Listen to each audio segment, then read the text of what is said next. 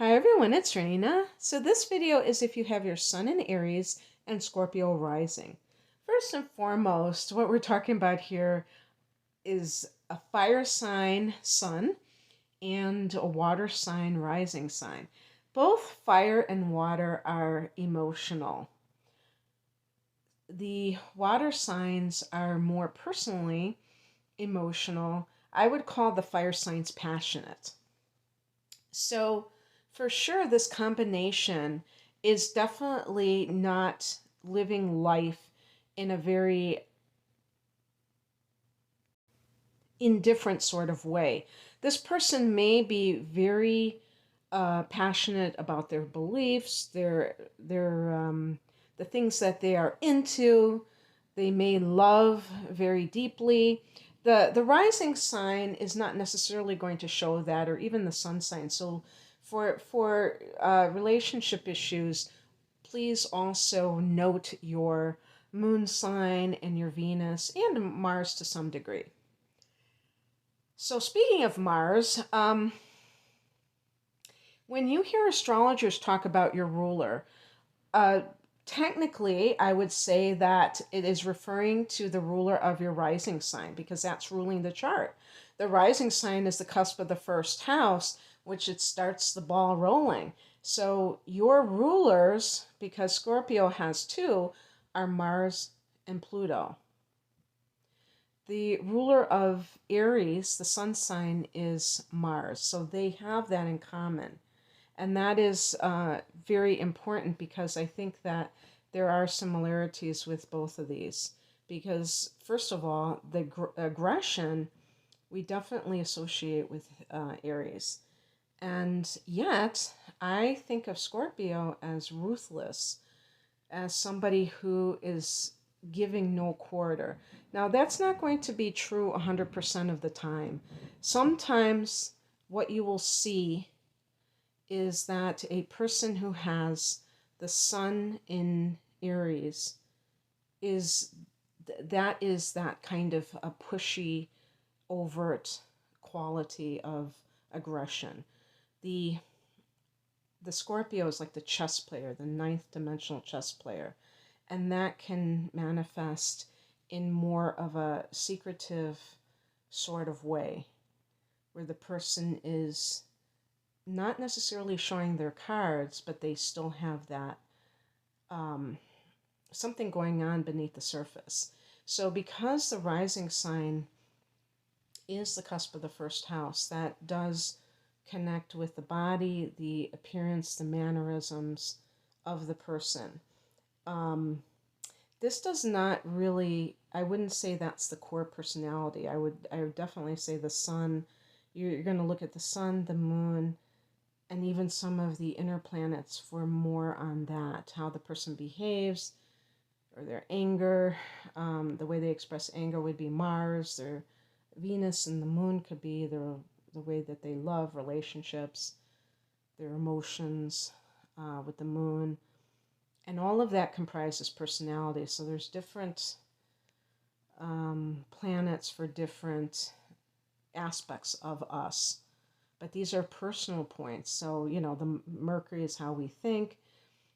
But I would say with that sun and rising combination that it can give that person who is very aggressive with the double Mars, but also there could be very exacting in terms of seeking vengeance in some cases. Now, that's going to be the lower nature, but recently I was reflecting upon somebody that I know who happens to be a sun in Aries, and I was joking with my partner about this person because he was a friend of his, or he is a friend of his, and how he loves when people get their just desserts.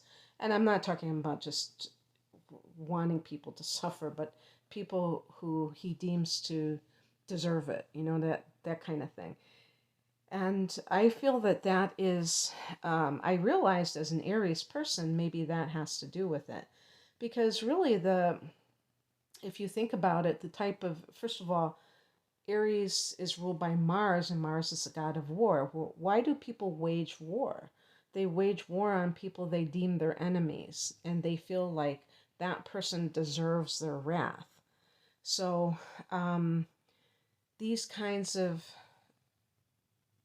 um, attitudes can lead to this combination sometimes, and I say this just by Aries alone, if you have Aries as a sun sign, being at war with life sometimes.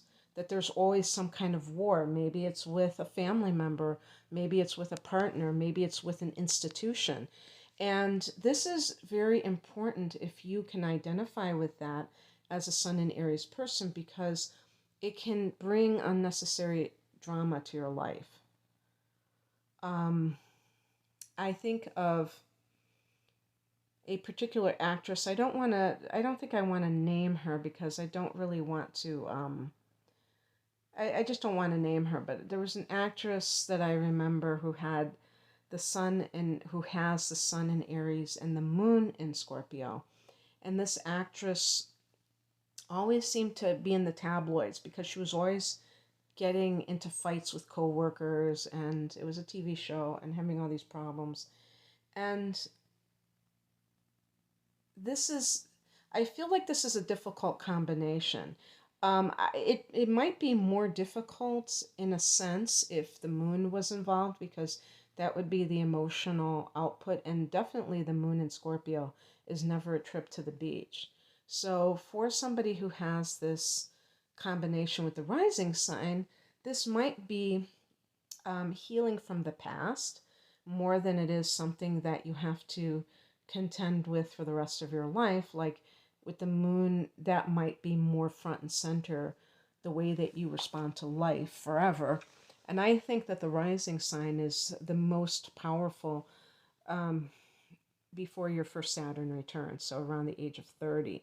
And if you think about it just logically, when I say the age of 30,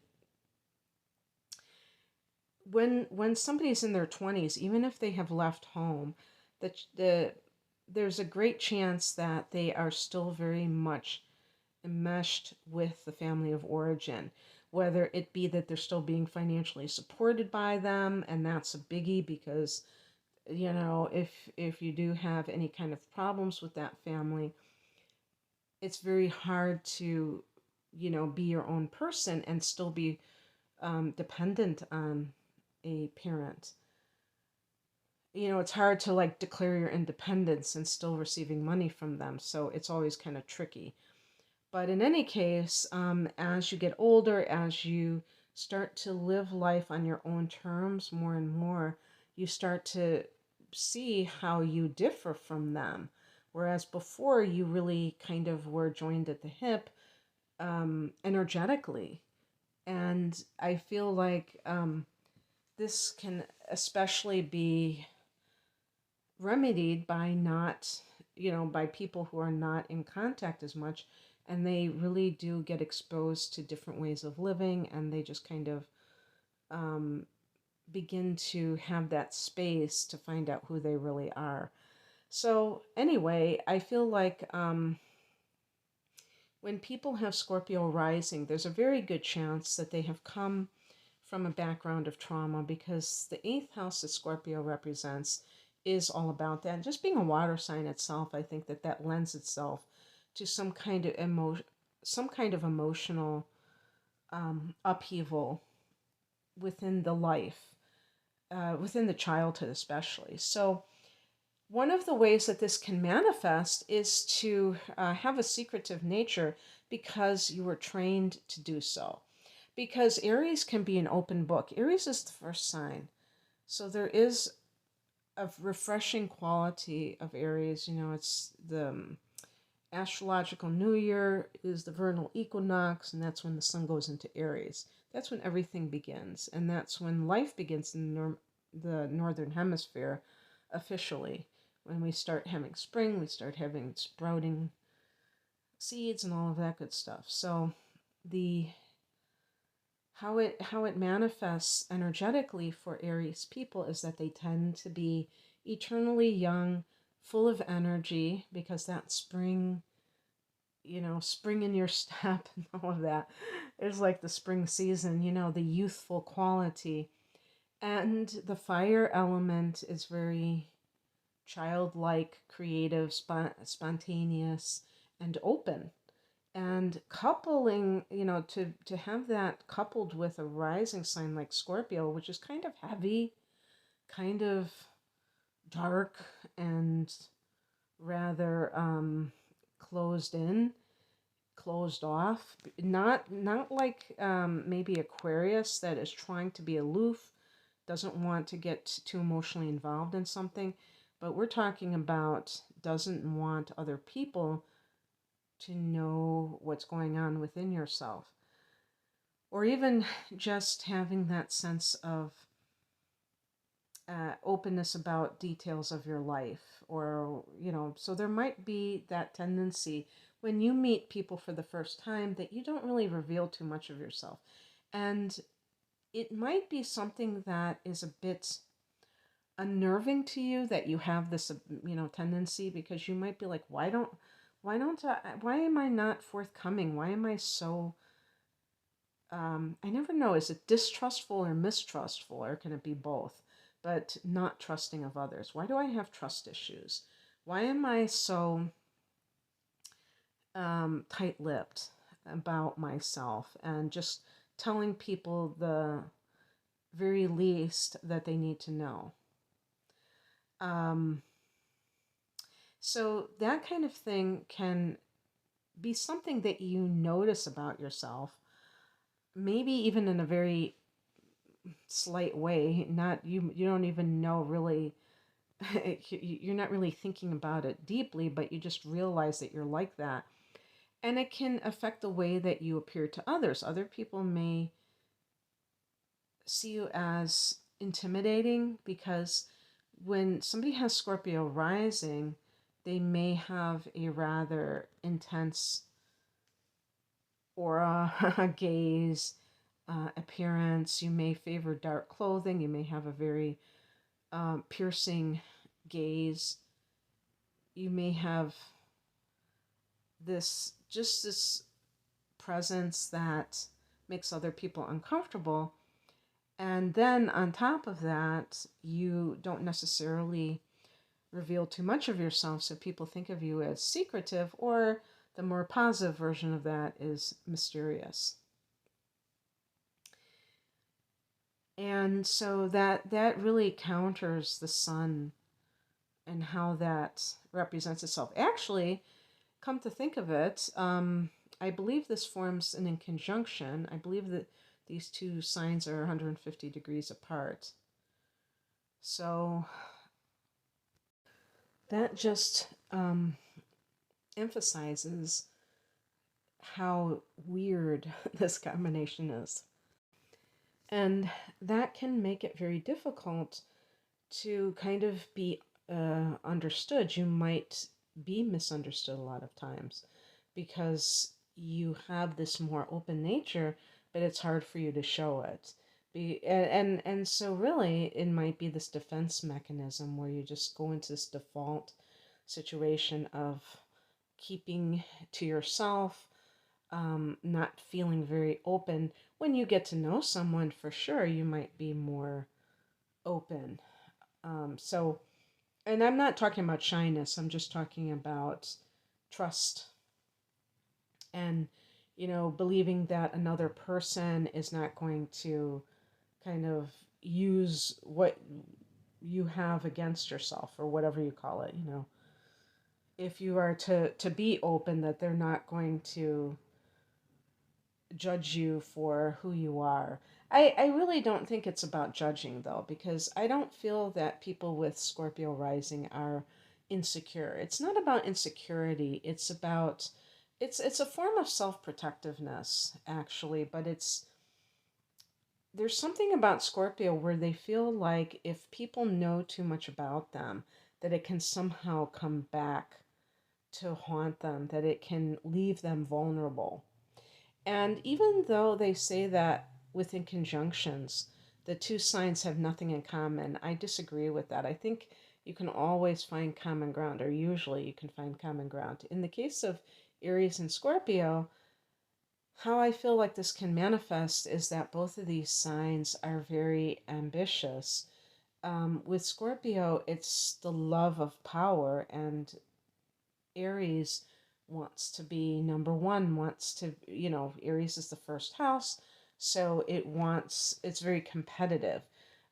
Is Scorpio competitive? Well, it's co-ruled by Mars, so to some degree, but I feel like it's more of just even other people, loving people who are, or, respecting people who are powerful in one way or the other. And I also feel that Aries can be a confidence sign. So with Scorpio rising, that can enhance that, even though they form an in conjunction. It's just that other people may not know what to make of you. They may see things that seem like they don't really fit, and that makes it hard to understand. Like, for instance, I have an in conjunction between my sun and rising sign. My sun is in Sagittarius and my rising sign is Taurus. And if you present yourself in a certain way that is really different than you truly are, that can create a bit of confusion for other people. However, sometimes I will say that Scorpio women can be like the femme fatale. And in this case, because I feel like Aries is a very lusty sign, that might be right up your alley. And unlike some femme fatales, maybe they would just do it because they like that power that they have over men by being very seductive, but they might not be actually putting out. I think with the sun in Aries, they will be putting, they will be, going through with it. So this could be a sexual combination. Scorpio sun signs have reported to me that they are not, that they take sex seriously and they're not necessarily promiscuous. So I'm not saying that Scorpio is like that, but because of the Aries energy, it might be. But there might be a manipulative quality sometimes where the person is looking to get something from that situation. Now, what would Scorpio want? Scorpio would want love, undying loyalty. And this is one of the things that can be a little bit of a being at cross purposes, because Aries is a fire sign. So all fire signs want freedom, even if they're in a relationship. They don't want to be kind of doing time in a relationship, like because they happen to be in a relationship that they have to like be in prison. They want to feel like they are free no matter what, whether they're single, whether they are coupled, that they have freedom. Um, so that may be something that is a bit contradictory within yourself. Again, look at the moon sign for more information. If the moon is in water, then you may be much more oriented towards satisfying emotional desires through a relationship. But it can still be stormy because that Aries energy, and if you have Venus in Aries too, it just loves, it might thrive on conflict if it's immature, if it's not conscious, if the person is not conscious. They may thrive on conflict, and that's not necessarily, or that isn't a good thing. So making sure that you are with someone who you feel is going to challenge you, stimulate you in a positive way, and yet at the same time is not going to hold you back, keep you down, be suspicious of you. And this is funny because this can be how Scorpio is very suspicious, have a tendency to doubt that somebody is being faithful, or maybe they're checking up on them all the time to make sure. That may not manifest with Scorpio rising. That could be Venus in Scorpio, or the moon in Scorpio, or even the sun in Scorpio. But even still, there might be some of those fears in relationship of being cheated on, abandoned. So that may make you even shy away from relationships to one degree or another. Because with the rising sign, you may kind of keep yourself apart from others in the first place and not get too caught up in it. Especially if you've come from a background of trauma where other people couldn't be trusted and there was a lot of negative things in your past.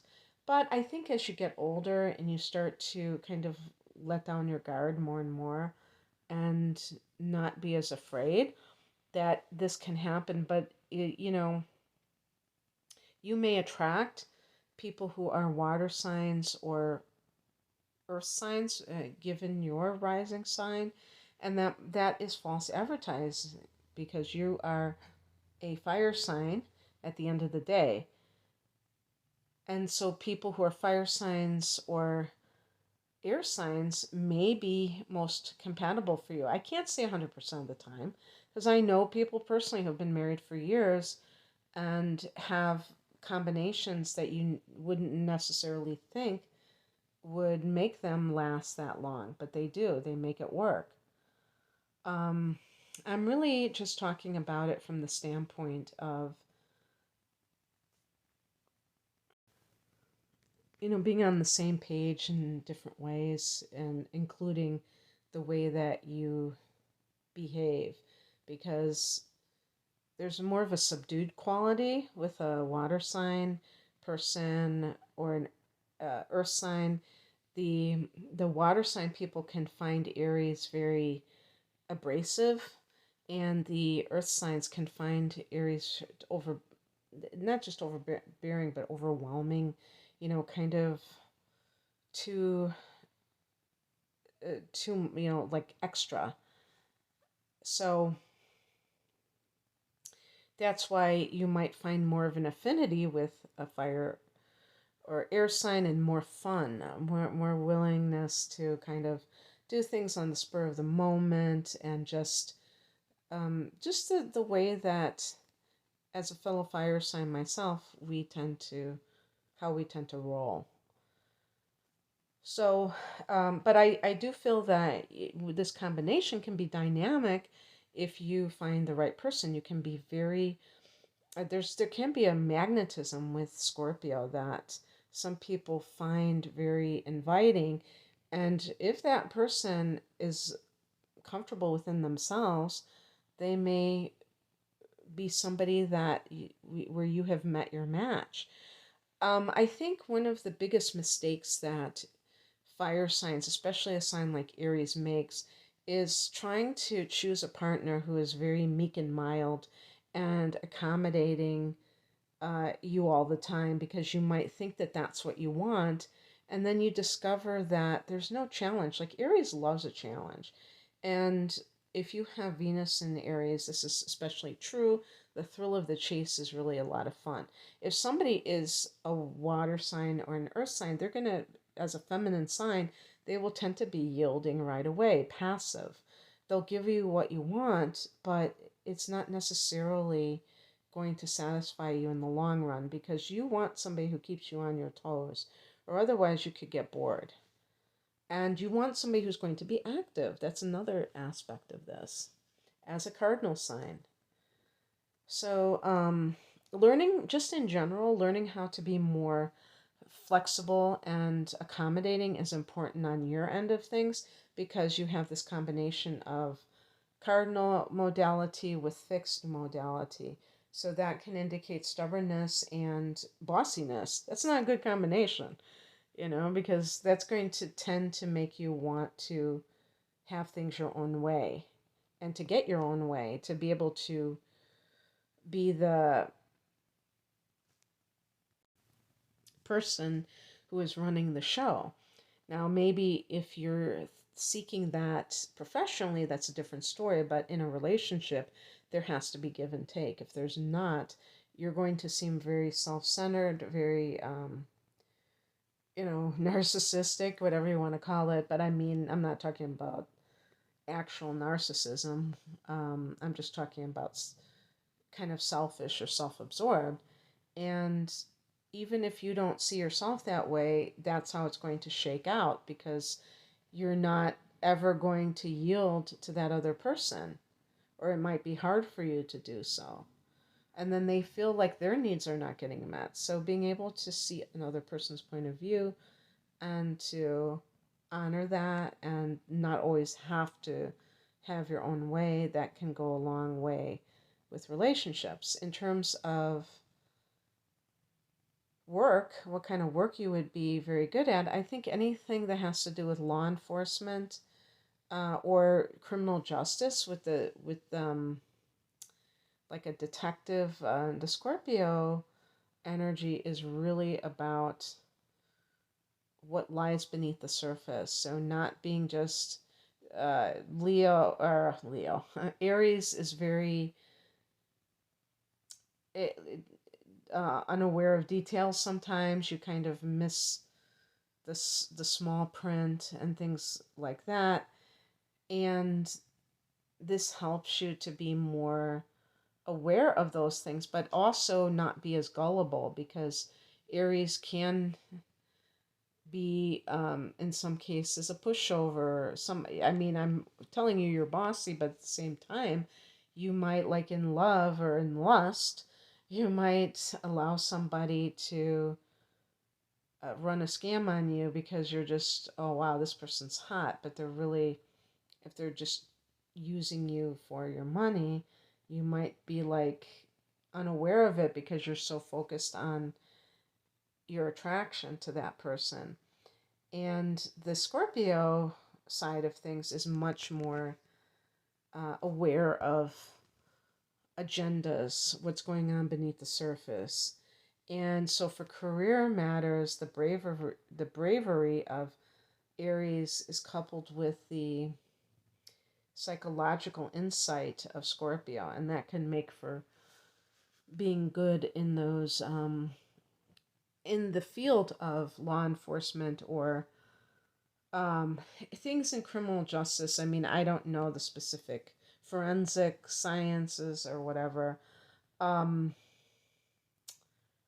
you may be interested in the military, the tactical side of things. Anything that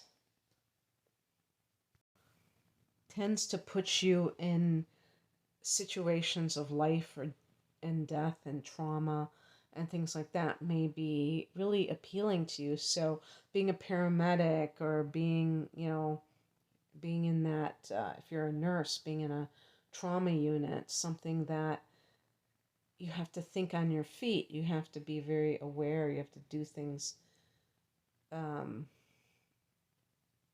very in the moment. But your midheaven might be, I would think it would be Capricorn. So in that particular case, it makes for anybody, yeah, especially in healthcare, where there's an understanding of the anatomy. Capricorn rules structure, so even the human body would qualify as that. But also, when I think of Capricorn and the structures, and I think about hierarchies and things like that, if you're interested in reforming, that's what Scorpio is, then politics or public service in some way might be appealing to you as well.